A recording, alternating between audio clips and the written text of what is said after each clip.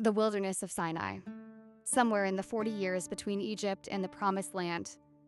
2 million people in tents, waiting for a land they have never seen. A census is being taken, land is being allocated, and for the first time in 40 years, what you will inherit and whether you will inherit anything at all is being decided right now. 5 sisters are about to walk into the most formal legal space available to them and argue a case that has never been argued before. They have no lawyer, no precedent, no vote.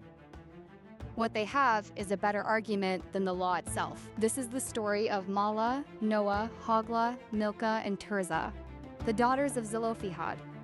And what they did 3,000 years ago still applies to every negotiation you will ever face. In the next 25 minutes, you will learn how they did it, and you will never negotiate the same way again. Let me tell you about the stakes first, because if you don't understand the stakes, you won't understand the audacity of what these 5 women did. Land in the ancient Near East was not simply wealth, it was identity, it was lineage, it was the physical embodiment of your family's place in the story of your nation. When the Israelites entered Canaan, each tribe, each clan, each family was allocated a specific portion.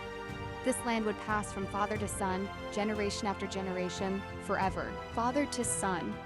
That is the key phrase. Because in the inheritance law of Israel at this time, daughters did not inherit, women did not receive land. If your father had no sons, the land simply went back into the general allocation. Your father's name, his lineage, his place in the story of Israel, erased. This is what happened to the family of Zelophehad. He died in the wilderness with 5 daughters and no sons. Under the law as it stood, his name would simply disappear from the tribal record. His daughters would receive nothing. It was not personal. It was not malicious. It was just the law. And here is where most people, in most of history, accepted the law. Here is where most people said, "That's unfortunate, but there's nothing to be done. The law is the law. The system is the system. And what can one family do against the entire structure of a nation?" You know this feeling? You have sat in a room where the outcome was unjust and the rules seemed immovable, where the system was not designed for someone like you, where the answer seemed to be, accept it. Mahlah, Noah, Hoglah, Milcah, and Tirzah did not say that. They looked at each other and they made a different choice. The first principle of the daughters of Zelophehad is this: the law is not always the ceiling. Sometimes it is the starting point. The question is not whether the rule exists. The question is whether the rule is just. And if it is not just, if the rule produces an outcome that contradicts the values it is supposed to serve, then the rule can be changed. But only if someone is willing to make the argument. The first thing I want you to notice about what these women did is that they did it together. All 5 of them. The text names them explicitly, every single one. In a world where a woman's legal standing was almost non-existent, 5 women standing together is not just louder, it is structurally different. A single woman making a legal challenge can be dismissed as an anomaly, an emotional response to grief, a personal grievance. 5 women presenting a coordinated, composed, rational argument, that is a coalition, that is a statement, that is very, very difficult to dismiss. Mahlah, Noah, Hoglah, Milcah, Tirzah, 5 names, 5 women, 1 argument. The text preserves every single name, not just the eldest, not just the spokesperson, everyone. Because every one of them mattered. And notice what they chose not to do. They did not petition informally. They did not complain to sympathetic friends. They did not write a letter to their local leader hoping someone would notice. They went directly to the entrance of the tent of meeting, the most official, most formal, most publicly recognized legal and religious space available to the Israelite community, where the law was administered, where God's presence was said to dwell. And by presenting their case there, in front of Moses, in front of Eleazar the priest, in front of all the leaders, in front of the whole assembly, they created a record. They elevated the stakes, and they removed the ability of any single official to quietly bury the issue. Think about this in modern terms. You can bring a grievance to your direct manager in a whispered conversation that leaves no trace, or you can bring it through the official channel that creates a paper trail and requires a formal response. The choice of forum is itself a negotiating move. It signals how serious you are. It determines whether the other party can simply ignore you. It shapes the entire dynamic of what follows. These women chose the highest available forum. Deliberately, they were not naive. They understood exactly what they were doing. They were making it impossible to look away. Principle 2. The choice of forum is a negotiating move. Choose the highest appropriate forum, create the record, make the response unavoidable. Every professional negotiation has informal and formal channels. The informal channel is comfortable, quiet, and easy to dismiss. The formal channel is uncomfortable, visible, and very hard to ignore. Know the difference, choose deliberately. And so the daughters of Zelophehad stood in the most public, most formal, most consequential space available to them, and they opened their mouths and they made their argument. Now let's look at the argument itself, because this is where the real genius is. These women do not say the law is sexist. They do not say we deserve equal rights. Those arguments might be true.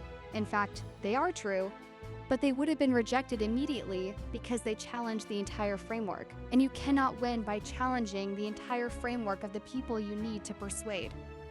Not in one meeting, not in one conversation.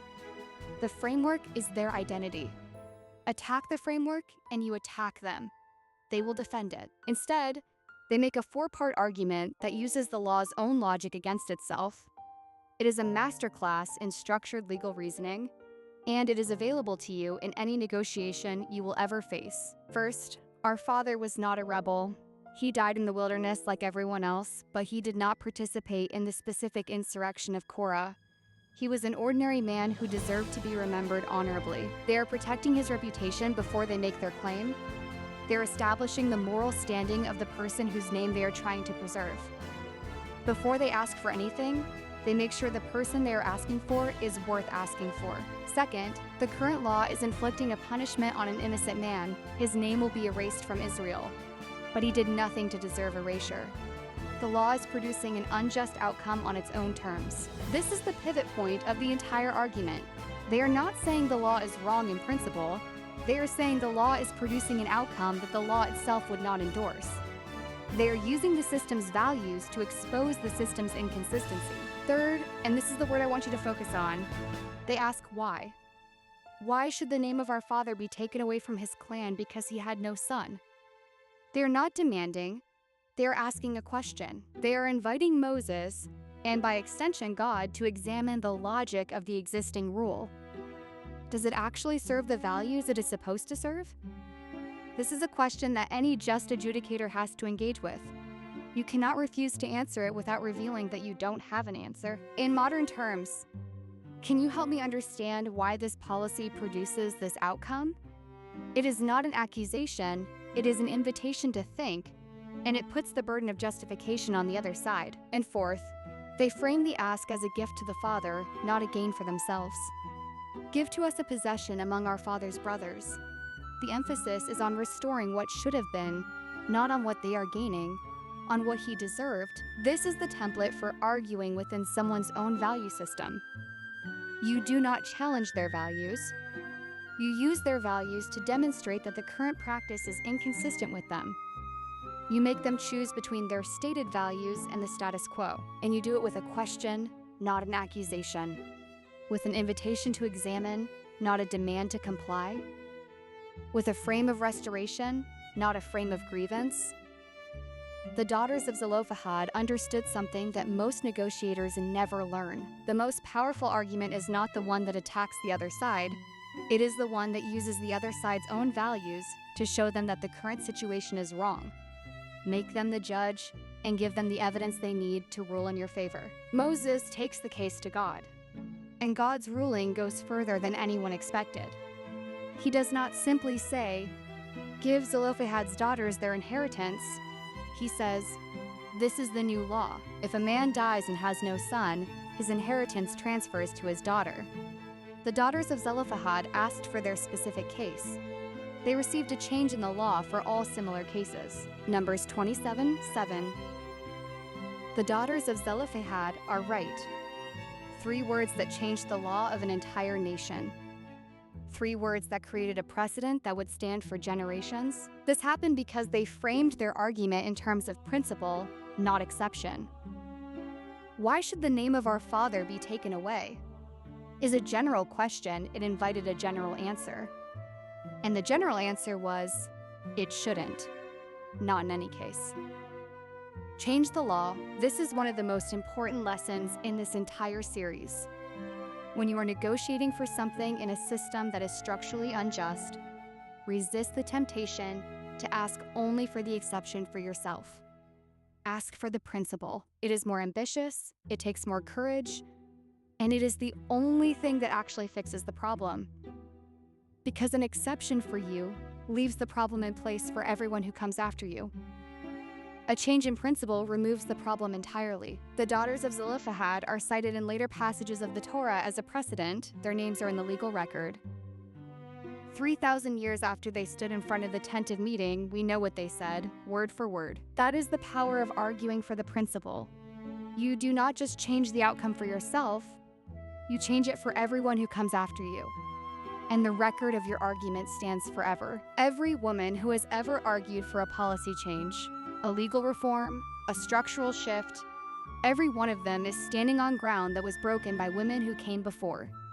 The daughters of Zelophehad broke ground that has never been reclaimed. And the strategy they used, coalition, forum, 4-part argument, principle over exception, is available to you today, in your next performance review, your next HR meeting, your next impossible conversation with someone who thinks the rules don't apply to you. Let me give you the complete playbook from this episode. 4 moves. You can use all 4 of them in your next negotiation. Move 1, build your coalition before you walk in, not just for moral support, for structural weight.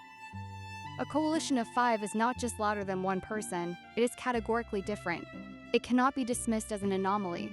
It demands a systemic response. Move 2, choose the highest appropriate forum, not the whispered conversation in the corridor, the official channel, the formal meeting, the paper trail, the forum that makes it impossible to pretend the conversation didn't happen. Move 3, use their values against the status quo. Don't attack the framework, use the framework. Find the place where the current outcome contradicts the values the system claims to hold, and ask the question that makes that contradiction visible. Move 4. Argue for the principle, not just the exception. Be ambitious. Ask for the change that fixes the problem, not just the workaround that helps you personally. It takes more courage. It produces more change. 5 women, no legal standing, no precedent, a perfectly structured argument, and the courage to take it to the highest available forum. They rewrote the law. You can rewrite the terms. Subscribe to the Bible Wealth channel, and I'll see you in episode 3.